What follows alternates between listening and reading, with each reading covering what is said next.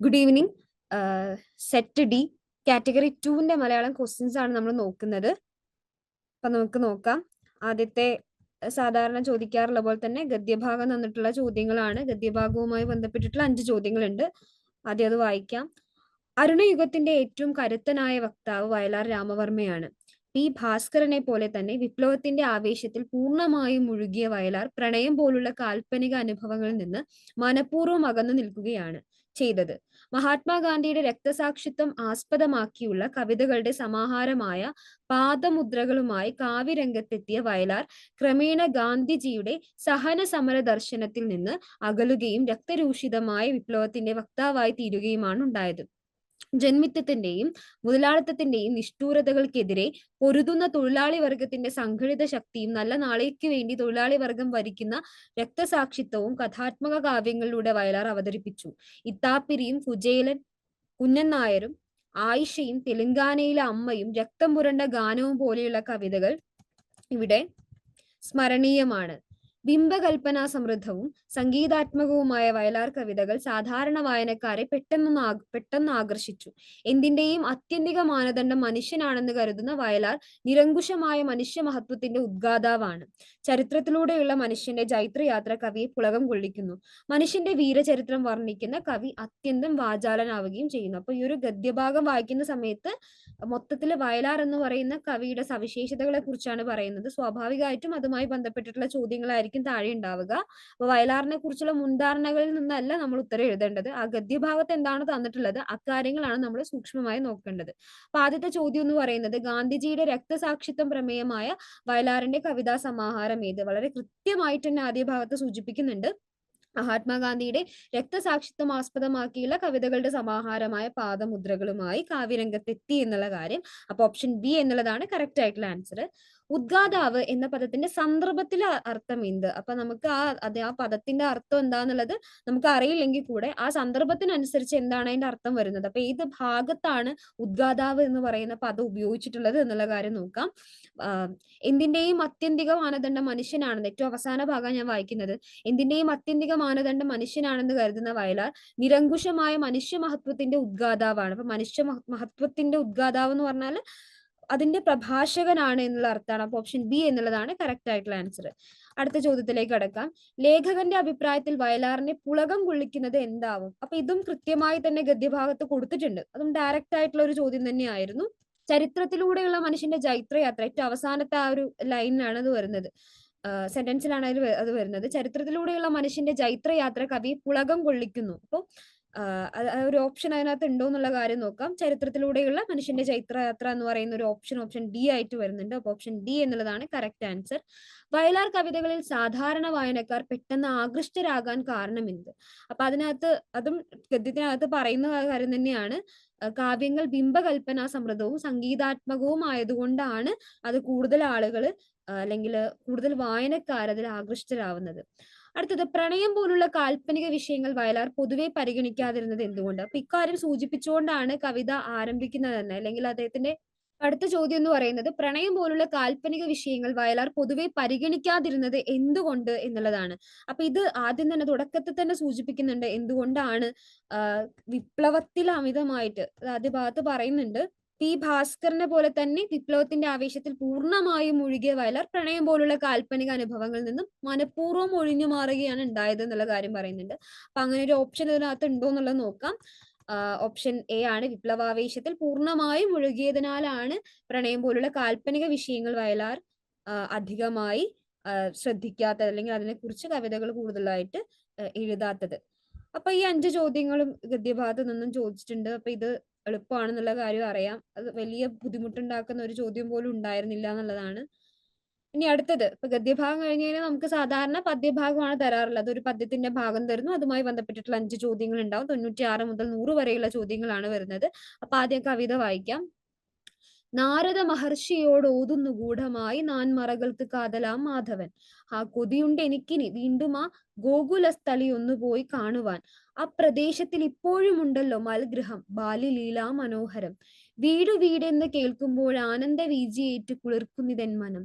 ദ്വാരകയിലെ ഹിരഹിരൺമയോ താരസിംഹാസനങ്ങൾ വെടിഞ്ഞു ഞാൻ. ആ യമുനാ തടത്തിലെ ആൽമരച്ചായിൽ കുഴലൂതിയിരിക്കുവൻ. പാടവത്തോട് പാടും മമസ്തുതി പാഠകന്മാരെ ദൂരത്ത് വിട്ടു ഞാൻ.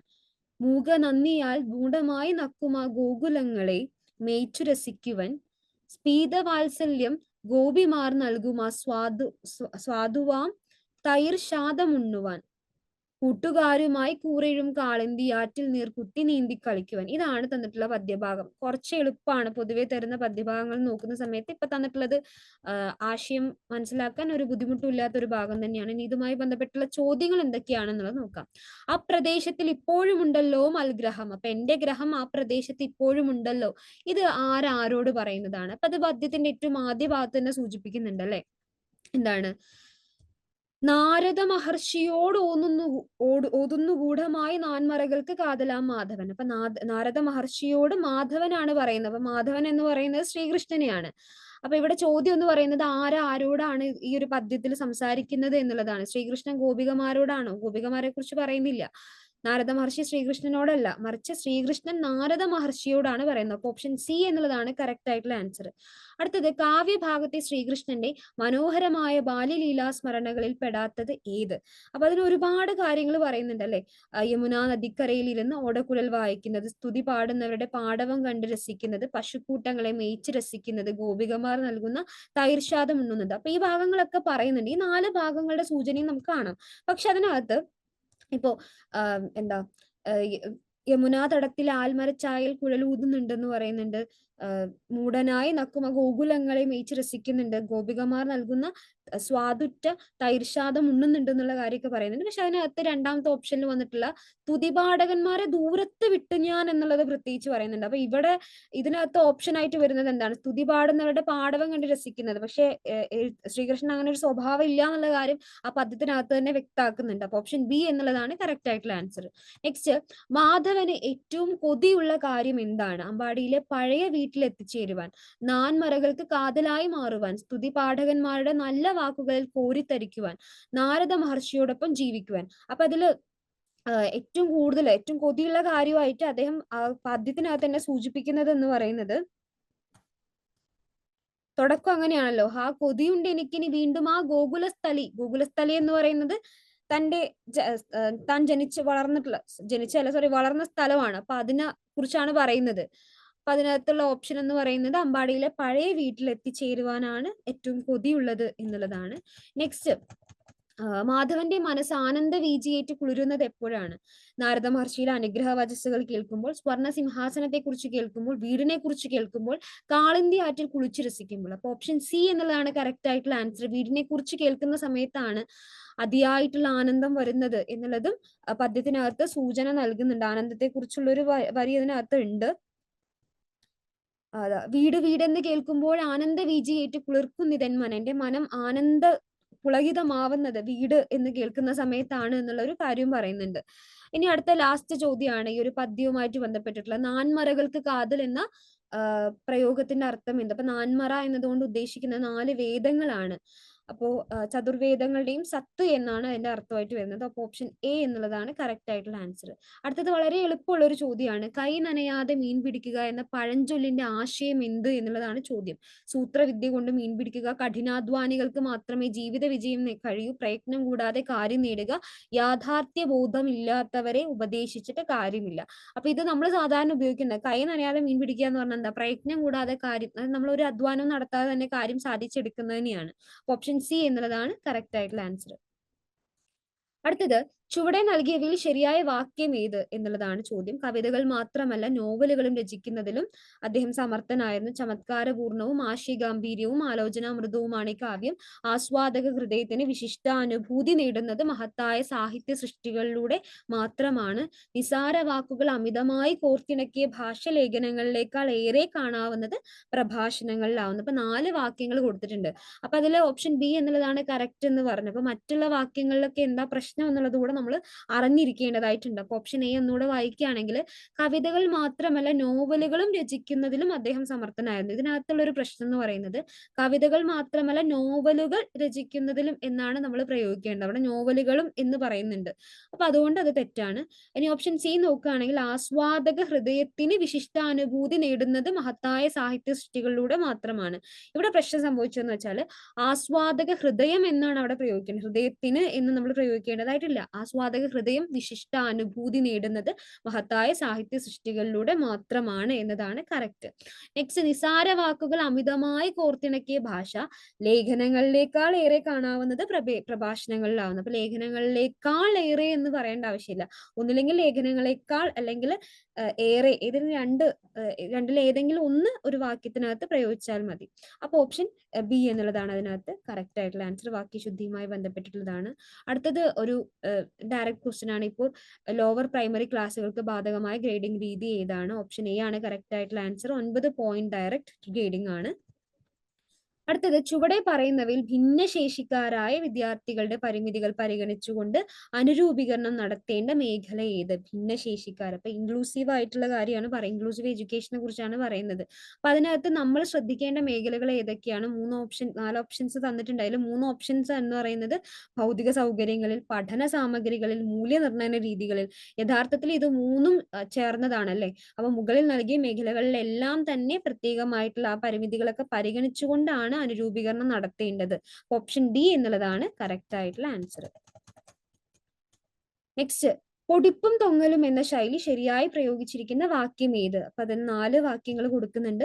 വിശ്വാസപരമായ കാര്യങ്ങളിൽ പൊടിപ്പും തൊങ്ങലും വെച്ച് വാർത്ത എഴുതുന്ന രീതി മാധ്യമങ്ങൾ ഒഴിവാക്കണം.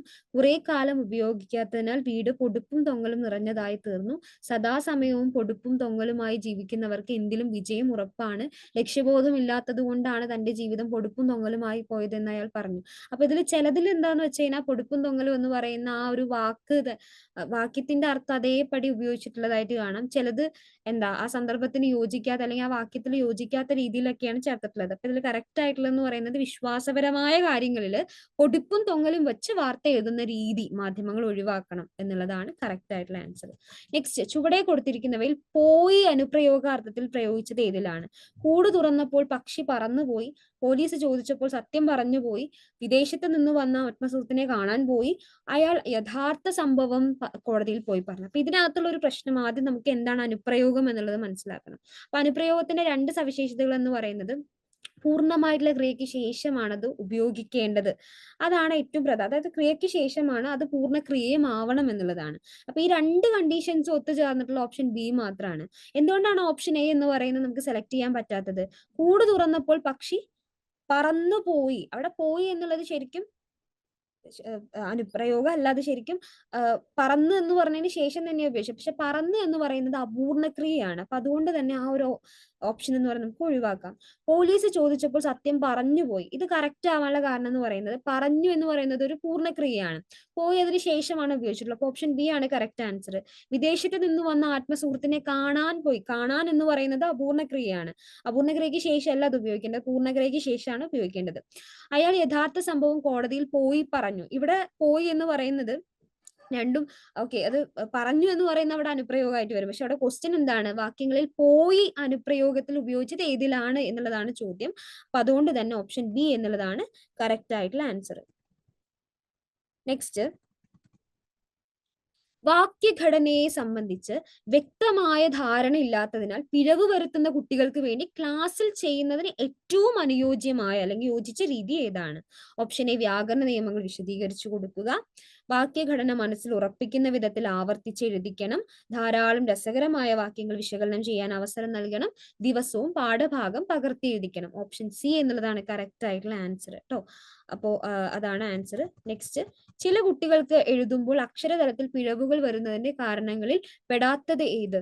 പദബോധത്തിന്റെ കുറവ്, അക്ഷരമാല പഠിക്കാത്തതിനാൽ, പ്രാദേശിക ഭാഷാ പ്രയോഗത്തിന്റെ സ്വാധീനം, ശരിയായ ഉച്ചാരണശീലത്തിന്റെ കുറവ്. അപ്പോൾ പിഴവുകൾ വരുത്തുന്നതിന് കാരണങ്ങൾ പെടാത്തത് ഏതെന്നാണ്. ബാക്കി പദബോധം ഇല്ലെങ്കിൽ കുട്ടികൾക്ക് തെറ്റ് സംഭവിക്കാം. അതുപോലെ തന്നെ അക്ഷരമാല കൃത്യമായിട്ട് പഠിച്ചിട്ടില്ലെങ്കിൽ സംഭവിക്കാം. ഉച്ചാരണശീലത്തിലുള്ള പിഴവ് കൊണ്ട് സംഭവിക്കാം. പക്ഷെ പ്രാദേശിക ഭാഷാ പ്രയോഗത്തിന്റെ സ്വാധീനം കൊണ്ട് കുട്ടികൾക്ക് സാധാരണ പിഴവുകൾ വരാറില്ല. നെക്സ്റ്റ്, ശിശുക്കളുടെ ഭാഷാർജന രീതിയെക്കുറിച്ചുള്ള ആധുനിക കാഴ്ചപ്പാടിന് ഏറ്റവും യോജിച്ച നിരീക്ഷണം ഏത്? ശിശുക്കൾ ഭാഷ സ്വാംശീകരിക്കുന്ന അനുകരണത്തിലൂടെയാണ്. ഭാഷാർജനത്തിനുള്ള കഴിവ് ജന്മസിദ്ധമല്ല. ശിശുക്കളുടെ ഭാഷാഗ്രഹണശേഷി അവരുടെ ഭാഷാ പ്രകടന ശേഷിയേക്കാൾ വളരെ വികസിച്ചിരിക്കും. സാധാരണയായി ശിശു 8 മാസം പ്രായമാകുമ്പോൾ സംസാരിച്ചു തുടങ്ങും. അപ്പൊ ഓപ്ഷൻ സി എന്നുള്ളതാണ് കറക്റ്റ് ആയിട്ടുള്ള ആൻസർ. അടുത്തത് 110ാമത്തെ ചോദ്യമാണ്. ദൃശ്യസ്ഥലപരമായ ബുദ്ധിയുടെ വികാസത്തിന് ഭാഷാ ക്ലാസ്സിൽ നൽകാവുന്ന പ്രവർത്തനം ഏത്? നിവേദനമാണോ? നിവേദനമല്ല, കാരണം അതിനകത്ത് കാഴ്ച എന്ന് പറയുന്നത് വരുന്നില്ല. പഴഞ്ചൊല്ലിലും കാഴ്ച വരുന്നില്ല. ദൃശ്യം എന്ന് പറയുന്നത് വരുന്നില്ല. കവിതാലാപനത്തിൽ ദൃശ്യം വരുന്നില്ല. പോസ്റ്ററുകൾ തയ്യാറാക്കുന്നതാണ് ദൃശ്യസ്ഥലപരമായിട്ടുള്ള ബുദ്ധിയുടെ വികാസത്തിന് ഉപയോഗിക്കാവുന്ന ഒരു പ്രവർത്തനം എന്ന് പറയുന്നത്, നൽകാവുന്ന ഒരു പ്രവർത്തനം എന്ന് പറയുന്നത്. അടുത്തത്, പ്രയോജക ക്രിയയ്ക്ക് ഉദാഹരണമല്ലാത്തത് എന്ത്? പദം ഇത്. അപ്പൊ എന്താണ് പ്രയോജക ക്രിയ എന്നുള്ള കാര്യം അറിയണം. കേവല ക്രിയ എന്ന് പറയുന്നത് സ്വന്തം ഇഷ്ടപ്രകാരം ഒരാൾ ചെയ്യുന്നതാണ്. പ്രയോജക ക്രിയ എന്ന് പറയുന്നത് മറ്റൊരാളുടെ പ്രേരണ മൂലം ചെയ്യുന്നതാണ്. അപ്പൊ ഉറക്കുന്നു, പഠിപ്പിക്കുന്നു, കളിക്കുന്നു, മലർത്തുന്നു. അപ്പൊ ഇതിൽ ഏതാണ്?